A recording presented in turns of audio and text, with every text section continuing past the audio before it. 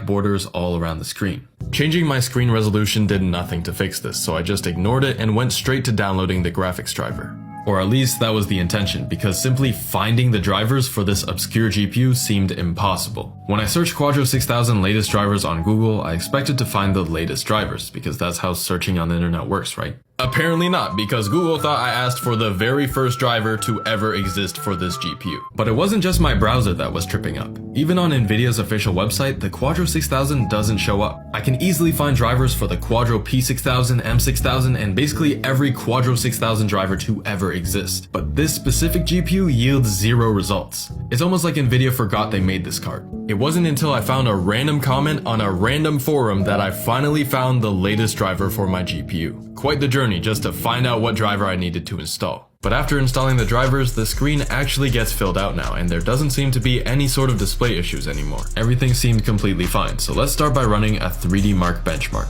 With this, we're gonna get a number score for this GPU to see just how powerful it is 15 years later. Just keep in mind this GPU cost me over 150 times less than its original price when adjusted for inflation, so don't expect it to perform anywhere near the $4,000 Quadro A6000. I usually like to run the Steel Nomad DX12 benchmark because it's the only one that doesn't force you to run 2 GPU tests and a CPU test at the same time, but because my GPU doesn't have DX12 support, we can't run this test. The only benchmark on this entire software that was compatible with my GPU was Firestrike, a DirectX 11 benchmark. But yeah, as you'd expect, this benchmark runs hilariously laggy. What is this, like 5 FPS? On the flip side, the physics test was surprisingly good, but that's definitely because the CPU is hard carrying. The GPU pretty much doesn't have to do anything here. And for the fourth and final combined test, it was shit again, as you'd assume. In the end, it told me that I got a legendary score, not just because of the CPU hard carrying, but because 3D Mark doesn't keep track of this GPU.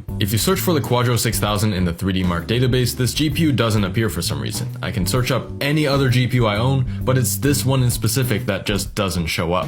I had to search on Google for a test run using this card, and even then I was only able to find one other person's result in Firestrike. There are probably more out there, but I just couldn't find them. Like, there's no way I'm the second person to ever test a Quadro 6000 in Firestrike. That just doesn't really add up. However, this score doesn't tell us much about how well this GPU can perform in actual modern games. So let's get into the actual gaming benchmarks, starting with Tomb Raider 2013. It was released 3 years after this GPU, and it's one of the most demanding games to come out in 2013, so I'm curious to see how well it runs. On 1080p high settings, you'll be glad to see that we run comfortably above 60 FPS. It only becomes a struggle at 1080p ultra settings with just 45 FPS. And once you switch to the ultimate preset, it drops all the way down to 27 because of the hair physics. They're not the worst results, but I'm not really looking forward to the more demanding games I have lined up. In Rise of the Tomb Raider from 2015 at 1080p medium settings, we're still very much pushing the limits of what this GPU can do at 1080p, because we finished with below 30 FPS.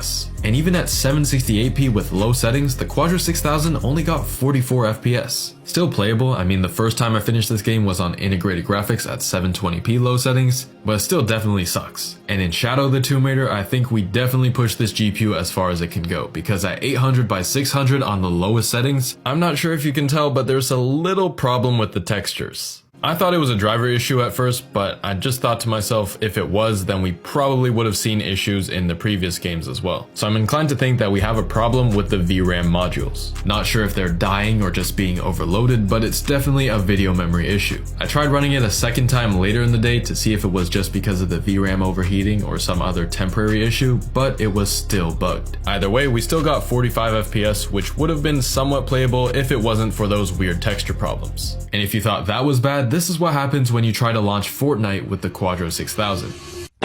It says I need a DirectX 11 GPU with feature level 11 and whatever, but this is very much a GPU that supports DirectX 11 and feature 11 and all that bullshit. And since it can somewhat run Shadow of the Tomb Raider even with the fried VRAM, I didn't entirely understand why it couldn't run Fortnite.